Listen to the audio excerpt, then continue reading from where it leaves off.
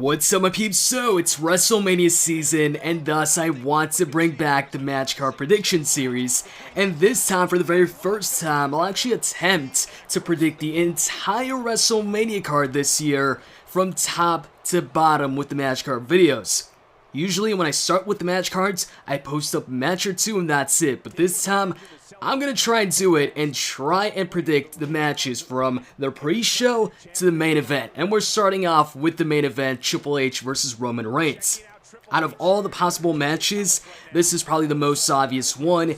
And I decided to start off with the more obvious ones. And then you'll start to see some matches where you're like, I don't think this match is going to take place. There's no way that's going to take place.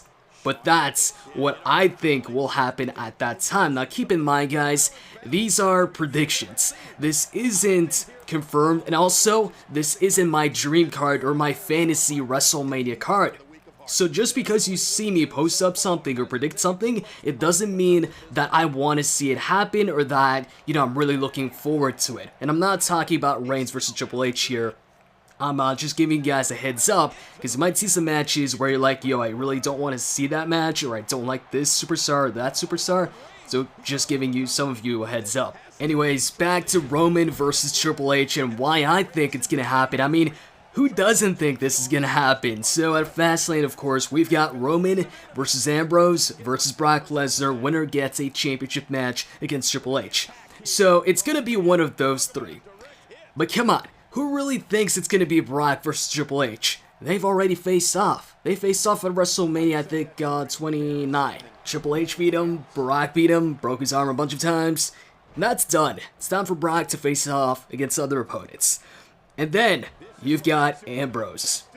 Alright, I think Ambrose is a bigger possibility than Brock. Because if you look at some of the past Rumbles, the runner-up, the last guy to be eliminated, still oftentimes has managed to make it in the championship match at Mania.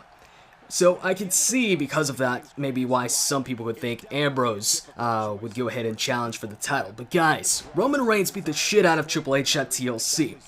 And Triple H has yet to get a one-on-one match against Reigns. After you get beat like that, you've got to face off against the person. Like, that feud has to happen.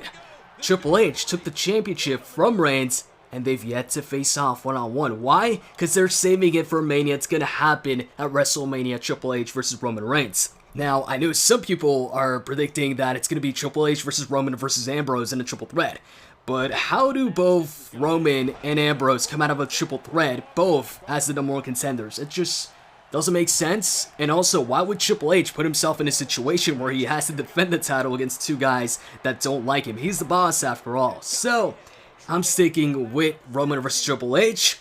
And I was thinking about predicting this as a no holds barred, but Extreme Rules is right after Mania, so I think they'll save it for that. Hope you guys enjoyed this, and I'm out. See ya.